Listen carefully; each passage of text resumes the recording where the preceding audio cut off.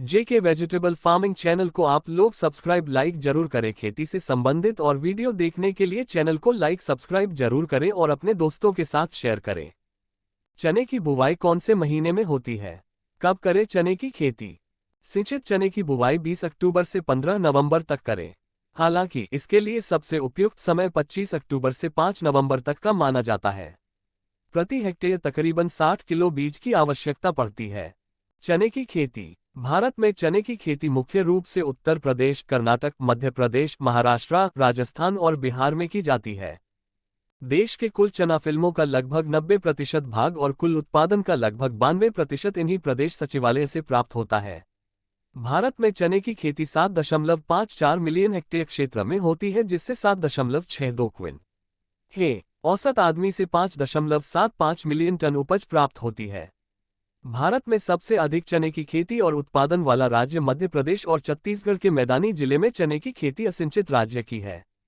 जलवायु। चना एक शुष्क एवं ठंडे की जलवायु वाली फसल है जिसे रबी मौसम में उगाया जाता है।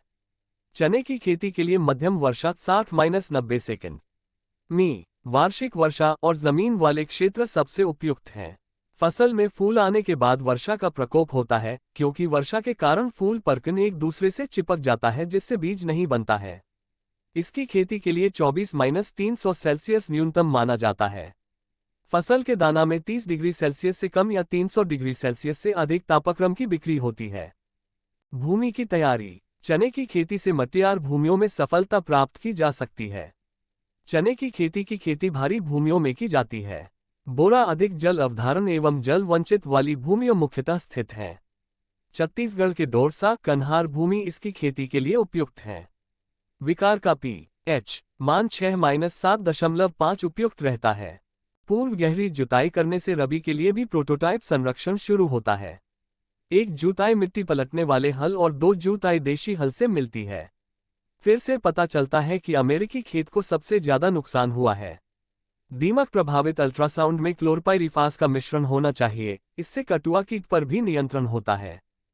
खाद एवं गुणवत्ता। मूंग की 10 टन उपज वाली फसल भूमि से 40 की ग्रा नाइट्रोजन 4-5 की ग्रा स्फूर 10-12 की ग्रा पोटाश लीज कर ली गई है।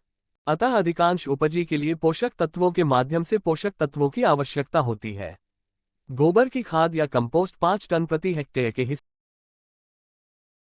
अच्छी उपज लेने के लिए 20 किलो नाइट्रोजन, 40 किलो स्फूर, 20 किलो पोटाश और 20 किलोग्राम प्रति हेक्टेयर का उपयोग करना चाहिए।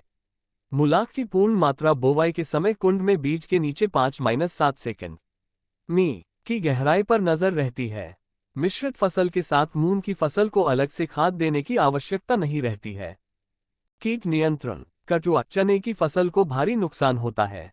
इसकी रोकथाम के लिए 20 की ग्रा की दर से क्लोरापाइरिफोस भूमि में मिलना चाहिए। फली